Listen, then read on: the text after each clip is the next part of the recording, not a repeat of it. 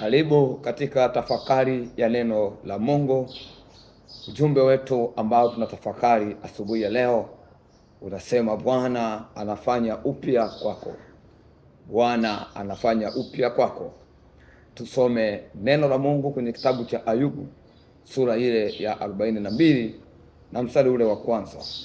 Ndipo Ayubu akamjibu Bwana na kusema, najua ya kuwa waweza kufanya mambo yote, na ya kuwa makusudi yako hayawezi kuzuilika. Mungu alibariki neno lake. Amen. Ndugu msikilizaji, nasema na wewe ujumbe huu wa neno la Bwana ya kwamba Mungu anafanya upya kwako.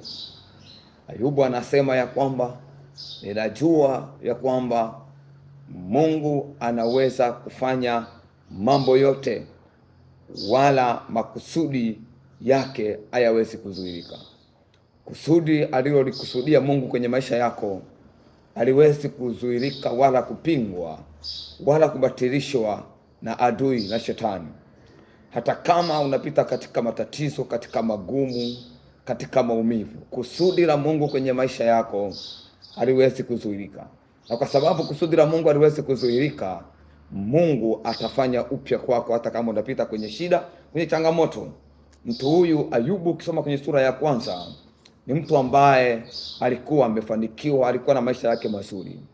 Ghafla shetani akainua mabaya kwenye maisha yake, akapoteza mali zake zote, mke wake akafa, watoto wake wakafa, yeye mwenyewe akaugua kiasi kama cha kufa. Kusoma sura ya 19 ya kitabu cha Ayubu mstari wa 20. Ayubu anasema ya kwamba ngozi ya mwili wangu imegandamana na mifupa.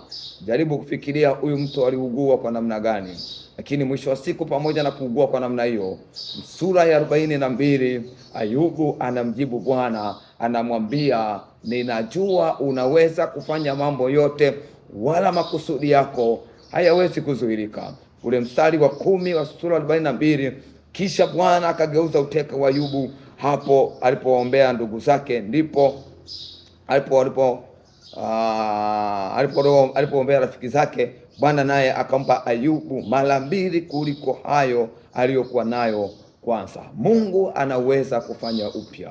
Hata kama utachakaa, hata kama utapita kwenye magumu, kwenye mateso, shika hili neno ya kwamba Mungu anaweza kufanya mambo yote, anaweza kufanya upya kwako. Na kwako leo Mungu afanye upya. Kwenye kitabu cha nabii Isaya sura ile ya 54 na mstari wa 15, neno la Mungu linasema, mstari wa 15, neno la Mungu linasema, tazama yamkini watakusanyana, lakini si kwa shauri langu. Watu wote watakaokusanyika juu yako wataanguka kwa ajili yako. Bwana anaweza kufanya mambo yote, anaweza kufanya jambo jipya kwako. Makusudi ya Mungu hayawezi kuzuilika. Endelea kumtazama Mungu, endelea kumwomba Mungu.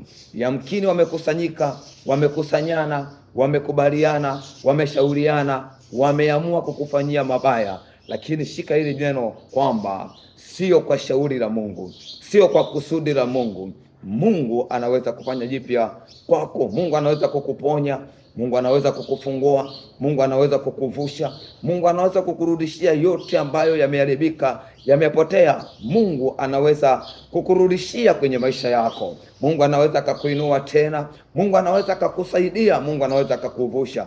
Endelea kumtazama Mungu, endelea kumwomba Mungu, endelea kumungoja Mungu, endelea kumtumaini Mungu. Niombe kwa ajili yako. Baba, katika jina la Yesu Kristo mwana wa Mungu aliye hai, ninasimama kwako asubuhi ya leo. Ninamleta na kumsogeza mtumishi wako huyu, Bwana. Ninakuomba ukamtendee. Wewe Mungu unaweza kufanya mambo yote kuwa mapya kwake. Nakuomba ukamtendee. Nakuomba ukabatilishe shauri la shetani la adui kwenye maisha yake. Hata kama anapita kwenye mateso ya mwili, mateso ya afya ya mwili wake, mateso kwenye maisha, mateso kwenye eneo linalohusu maisha yake yote, tunakuomba Bwana ukafanye jambo jipya. Mungu uliyeweza kugeuza uteka wa Ayubu, nami namwombea leo kila roho ya umateka ulioteka roho yake, nafsi yake, maisha yake, Bwana, roho ya mateka imwachie katika jina la Yesu na kwa damu ya mwana kondoo. Bwana, ukampe kama ulivyompa Ayubu. Bwana, ukamrejeshe kama ulivyorejesha Ayubu. Bwana, ukafanye upya kama ulivyofanya kwa Ayubu. Katika jina la Yesu Kristo tumeomba, tunakushukuru Mungu wetu. Amen. Mungu akubariki. Bwana anaweza kufanya mambo yote. Usikate tamaa. Amen.